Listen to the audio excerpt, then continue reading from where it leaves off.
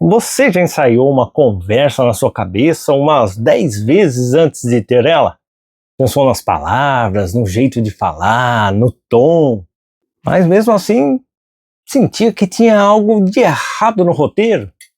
Agora me diz uma coisa, você estava analisando o que você iria falar ou tentando controlar a reação da outra pessoa?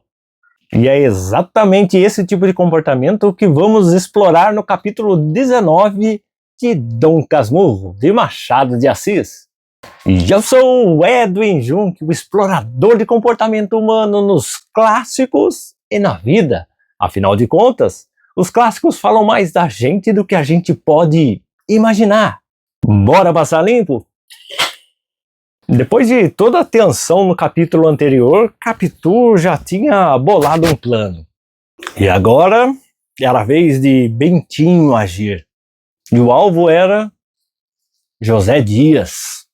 Mas antes de agir, Bentinho faz o que a maioria das pessoas fazem. Ensaia o que irá dizer.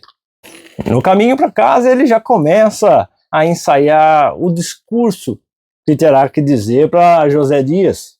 Escolhe as palavras, testa o tom, se fala com mais firmeza ou mais doçura, ou se torna-se mais firme, porém respeitoso. Vai vendo o nível disso. Ele não está só pensando no que vai dizer. Ele está pensando no que vai dizer, como dizer e principalmente como será recebido. E não para por aí. Ele começa a repetir o discurso. Primeiro em silêncio, depois em voz alta, como se estivesse ensaiando uma peça de teatro. Me fez até eu lembrar da época de escola, onde que tinha que estudar os questionários de história para sair bem na prova. Primeiro lia baixinho, depois em voz alta. E aqui ele faz algo que a maioria das pessoas fazem. Ele percebe que o seu discurso não parece muito bom. E tem que passar o ferro certinho para desamassar qualquer desarranjo que apareça pelo caminho.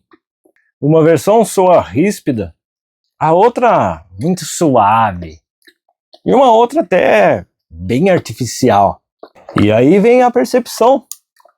Não é o que você fala, é o tom que você usa. E mais ainda, é a intenção que escapa no meio da sua fala. Agora, traz isso para a sua vida. Antes de uma conversa difícil com o seu amor, com um amigo ou com um colega de trabalho, você monta tudo na cabeça. Cria um roteiro perfeito. Só que quando chega na hora, nem sempre sai como imaginado. Ou pior, a pessoa reage completamente diferente do que você imaginou. Quando eu fui encontrar minha esposa pela primeira vez, o nosso primeiro encontro, fiz vários ensaios mentais. Eu queria impressioná-la.